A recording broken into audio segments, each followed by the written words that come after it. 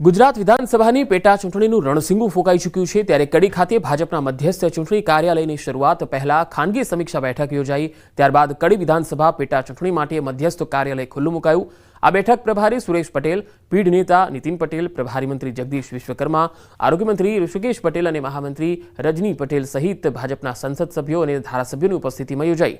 પેટા ચૂંટણીના મધ્યસ્થ કાર્યાલયની શરૂઆત સાથે જ ભાજપના દિગ્ગજ નેતાઓએ ભાજપ કાર્યકર્તાઓની ઉપસ્થિતિમાં કડી વિધાનસભા ચૂંટણી માટે વિજયનો હુંકાર ભર્યો।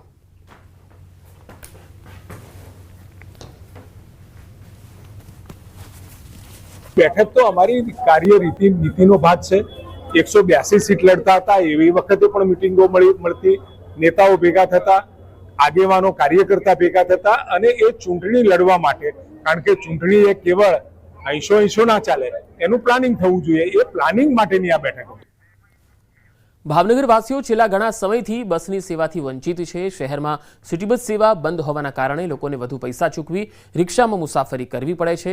સ્થાનિકો દ્વારા અનેક વખત રજૂઆત કરવા છતાં સિટી બસ સેવા શરૂ કરવામાં મહાનગરપાલિકા તંત્ર નિષ્ફળ નીવડ્યું છે। સિટી બસ વિશે પૂછવામાં આવતા એવું કહેવામાં આવે છે કે આગામી સમયમાં ઈ બસ સેવા શરૂ થવાની છે, પરંતુ સવાલ અહીંયા એ છે કે ઈ બસ સેવા શરૂ થતાં સમય લાગશે, પરંતુ ત્યાં સુધી પ્રજાને વધુ ભાડા ચૂકવી રિક્ષામાં મુસાફરી કરવી પડશે અને તેને સામાન્ય જનતાને તે લાંબા સમય સુધી પોસાય તેમ નથી। ત્યારે લોકહિતમાં શહેરના તમામ વિસ્તારમાં સિટી બસ સેવા કરવી એ જરૂરી છે।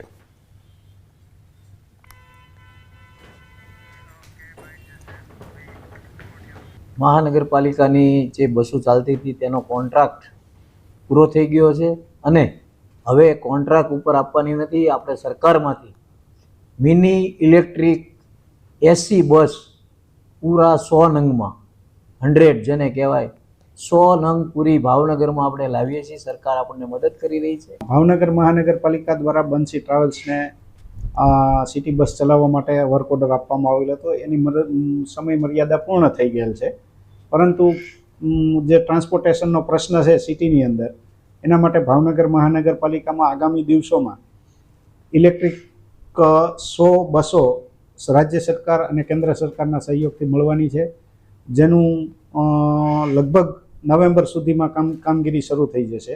રિક્ષાઓમાં પણ તમે જોતા હો તો કેટલી બધી હેરાનગતિ છે પેસેન્જરોની, એમાંય સિટી બસ બંધ થાય તો ભાવનગરના લોકો હેરાન થઈ જાય।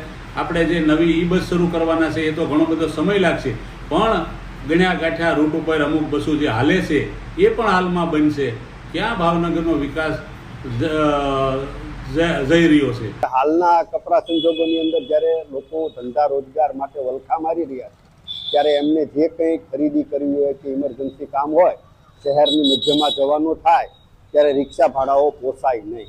જો આ સમયે આ કોર્પોરેશનની બસની સુવિધા હોય તો આવાગમનમાં એમને રાહત મળે।